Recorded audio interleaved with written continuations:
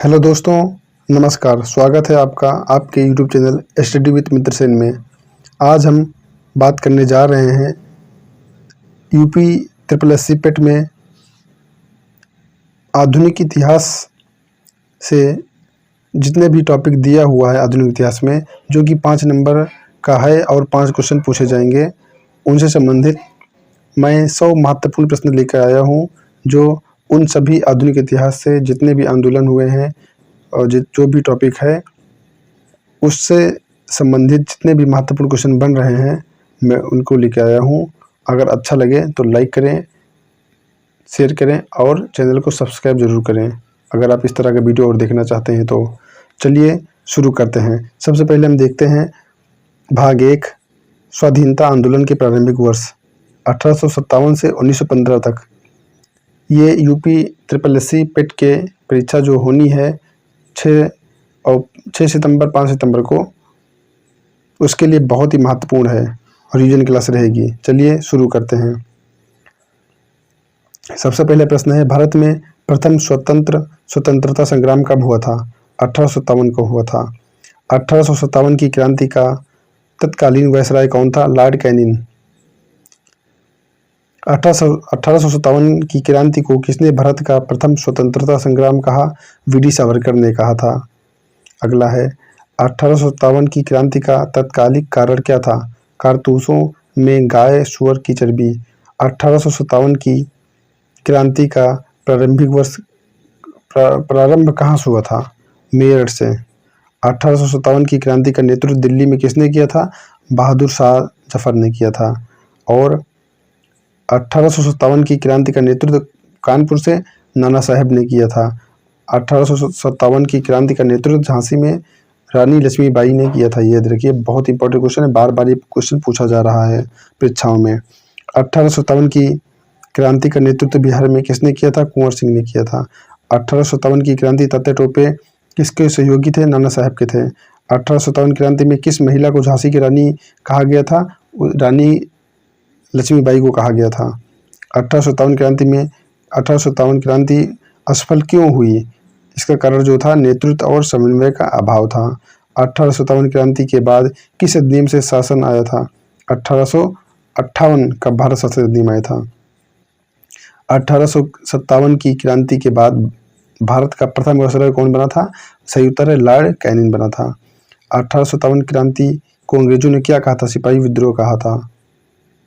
चलिए अब देखते हैं भाग 2, भारतीय राष्ट्रीय कांग्रेस और प्रारंभिक आंदोलन 1885 से लेकर 1905 तक। सबसे पहला प्रश्न है, भारतीय राष्ट्रीय कांग्रेस की स्थापना 1885 में हुई थी। भारतीय राष्ट्रीय कांग्रेस की स्थापना A.O. ह्यूम ने किया था। कांग्रेस के प्रथम अधिवेशन के अध्यक्ष W.C. बनर्जी थे। 1885 का प्रथम अधिवेशन कहाँ हुआ? बम्बई गोकुलदास तेजपाल संस्कृत कॉलेज में। भारतीय राष्ट्रीय कांग्रेस के नरम दल के नेता कौन थे? गोपाल कृष्ण गोखले जो है नरम दल के नेता थे। उग्रवादी दल के प्रमुख नेता बाल गंगाधर तिलक थे। लाला लाजपत राय, बाल गंगाधर तिलक और विपिन चंद्र पाल को क्या कहा जाता है? लाल बाल पाल। लाल जो है लाला लाजपत राय को, पाल बाल गंगाधर तिलक को और पाल जो है विपिन चंद्र पाल को कहा जाता है। 1907 में कांग्रेस का विभाजन किस अधिवेशन में हुआ था? ये भैया सही उत्तर है सूरत अधिवेशन में जो है कांग्रेस का विभाजन हुआ था 1907 में। सूरत विभाजन का मुख्य कारण क्या था? नरमपंथी एवं गर्मपंथी मतभेद। 1905 में बंगाल विभाजन किसने किया था? लॉर्ड कर्जन ने। अब देखते हैं तीसरा भाग, स्वदेशी आंदोलन और सविनय अवज्ञा आंदोलन 1905 से 1942 तक। सबसे पहले देखते हैं स्वदेशी आंदोलन की शुरुआत कब हुई थी? स्वदेशी आंदोलन की शुरुआत जो है ये 7 अगस्त 1900, इसको हटा देते हैं पहले। स्वदेशी आंदोलन की शुरुआत 7 अगस्त 1905 को हुई थी। स्वदेशी आंदोलन का नारा क्या था? स्वदेशी अपनाओ और विदेशी वस्त्र बहिष्कार करो। बंगाल विभाजन कब हुआ था? बंगाल विभाजन जो है 16 अक्टूबर 1905 को हुआ था। बंगाल विभाजन कब रद्द हुआ था? 1911 में। 1919 के भारत परिषद अधिनियम को क्या कहा जाता है? मार्ले मिंटो सुधार कहते हैं। 1919 के भारत परिषद अधिनियम को मार्ले मिंटो सुधार कहते हैं। 1919 का अधिनियम क्या कहलाता है? मॉन्टेग्यू चेम्सफोर्ड सुधार कहलाता है। जलियांवाला बाग हत्याकांड 13 अप्रैल 1919 को हुआ था। जलियांवाला बाग हत्याकांड के समय वायसराय कौन था? लॉर्ड चेम्सफोर्ड था। जलियांवाला बाग हत्याकांड में गोली चलाने वाला अधिकारी कौन था? General Dyer. असहयोग आंदोलन कब शुरू हुआ था? ये 1 अगस्त 1920 को शुरू हुआ था। असहयोग आंदोलन का कारण क्या था? जलियांवाला बाग और खिलाफत आंदोलन, इसी कारण हुआ था। अब देखते हैं अगला, असहयोग आंदोलन कब वापस लिया गया? फरवरी 1922 में, चौरी चौरा कांड के बाद। चौरी चौरा कांड कहाँ हुआ था? गोरखपुर उत्तर प्रदेश में हुआ था। सविनय अवज्ञा कब शुरू हुआ था? 12 मार्च 1930 को सविनय अवज्ञा शुरू हुआ था। डांडी मार्च कहाँ से शुरू हुआ? डांडी मार्च साबरमती आश्रम से शुरू हुआ था। डांडी मार्च कितने किमी का था? ये लगभग 240 किलोमीटर की यात्रा थी। डांडी मार्च का नेतृत्व किसने किया? महात्मा गांधी ने किया था। गांधी इरविन समझौता कब हुआ था? 5 मार्च 1931 को। भारत छोड़ो आंदोलन कब हुआ? 8 अगस्त 1942 को। भारत छोड़ो आंदोलन का नारा किसने दिया था? महात्मा गांधी ने दिया था। भारत छोड़ो आंदोलन कहाँ से शुरू हुआ था? बम्बई ग्वालियर टैंक मैदान से। भारत छोड़ो आंदोलन के समय वायसराय कौन था? Lord Linlithgow. भारत छोड़ो आंदोलन को और क्या कहा जाता है? उसे अगस्त क्रांति कहते हैं, क्योंकि अगस्त के महीने में शुरुआत हुई थी। 1942 में कांग्रेस के प्रमुख नेता कौन थे? महात्मा गांधी। भारत छोड़ो आंदोलन का मुख्य उद्देश्य क्या था? अंग्रेजों को भारत से बाहर निकालना था इसका उद्देश्य। अब देखते हैं भाग 4, क्रांतिकारी आंदोलन और आज़ाद हिंद फौज 1907 से 1945 तक। काकोरी कांड कब हुआ था? काकोरी कांड जो है 9 अगस्त 1925 को हुआ था। काकोरी कांड किस संगठन ने किया था? हिंदुस्तान रिपब्लिकन एसोसिएशन ने। भगत सिंह, राजगुरु और सुखदेव को फांसी कब हुई? 23 मार्च 1931 को हुई थी। इनकलाब जिंदाबाद का नारा भगत सिंह ने दिया था। अब देखते हैं अगला, चंद्रशेखर आजाद ने कब आत्म बलिदान दिया? 27 फरवरी 1931 को। तुम मुझे खून दो, मैं तुम्हें आज़ादी दूंगा का नारा सुभाष चंद्र बोस ने दिया था। आज़ाद हिंद फौज की स्थापना सिंगापुर में हुई थी। आज़ाद हिंद फौज का पुनर्गठन किसने किया? सुभाष चंद्र बोस ने। आज़ाद हिंद फौज का मुख्य नारा क्या था? जय हिंद।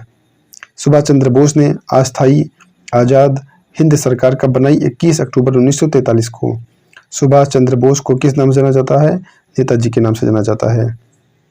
भारतीय राष्ट्रीय सेना INA की पहली लड़ाई कहाँ हुई थी? इम्फाल 1944 में हुई थी। रास बिहारी बोस ने किस आंदोलन का नेतृत्व किया? गदर आंदोलन का। हिंदुस्तान सोशलिस्ट रिपब्लिकन एसोसिएशन कब बना था? 1928 में। क्रांतिकारी पत्रिका युगांतर किससे जुड़ी थी? बंगाल क्रांतिकारी दल से। सैंडर्स हत्या कब हुआ था? 1928 में सैंडर्स की हत्या हो गई थी। भगत सिंह ने सेंट्रल असेंबली में बम फेंका था 8 अप्रैल 1929 को।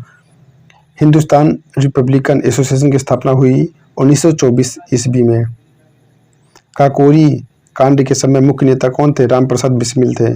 चंद्रशेखर आजाद का वास्तविक नाम चंद्रशेखर तिवारी था। अब देखते हैं 5वां भाग, विधायी सुधार और अधिनियम 1858 से 1935 तक। 1858 का भारत शासन अधिनियम किससे संबंधित था? कंपनी शासन का अंत और वायसराय नियुक्ति। भारत का पहला वायसराय कौन था? Lord Canning. भारतीय परिषद अधिनियम 1861 का मुख्य प्रावधान क्या था? विधायिका में गैर आधिकारिक सदस्यों का समावेश। 1892 के भारतीय परिषद अधिनियम में क्या जोड़ा गया? सीमित निर्वाचन व्यवस्था जोड़ी गई। 1909 का अधिनियम किस नाम से जाना जाता है? मार्ले मिंटो सुधार के नाम से जाना जाता है। 1909 का अधिनियम। 1909 अधिनियम की मुख्य विशेषता क्या थी? मुस्लिमों के लिए अलग निर्वाचन क्षेत्र। 1919 अधिनियम किस नाम से जाना जाता है? मॉन्टेग्यू चेम्सफोर्ड सुधार के नाम से।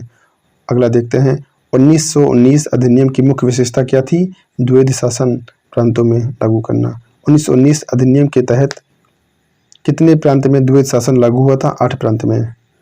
1935 का भारत सरकार अधिनियम किसके लिए प्रसिद्ध था? संघीय शासन और प्रांतीय स्वायत्तता के लिए। 1935 अधिनियम के तहत कितने प्रांत थे? 11 प्रांत। 1935 अधिनियम के तहत संघीय न्यायालय की स्थापना कब हुई थी? 1937 में हुई थी। 1935 अधिनियम किसका आधार था? भारतीय संविधान का आधार था। 1935 अधिनियम में केंद्र में कौन सी व्यवस्था प्रस्तावित थी? संघीय शासन। 1935 अधिनियम के बाद पहला चुनाव कब हुआ? 1937 में। अब देखते हैं भाग 6 अन्य प्रमुख प्रश्न। कांग्रेस के सुरेंद्रनाथ बनर्जी किस आंदोलन से जुड़े थे? स्वदेशी आंदोलन से जुड़े थे। यंग इंडिया पत्रिका किसने निकाली? महात्मा गांधी ने। हिंद स्वराज पुस्तक किसने लिखी? महात्मा गांधी ने। गांधी का जन्म कब और कहाँ हुआ? 2 अक्टूबर 1869 को पोरबंदर, गुजरात में। गांधी जी ने भारत वापसी के बाद पहला आंदोलन कहाँ किया था? चंपारण सत्याग्रह। चंपारण सत्याग्रह 1917 में। खेड़ा सत्याग्रह कब हुआ? 1918 ईस्वी में हुआ था।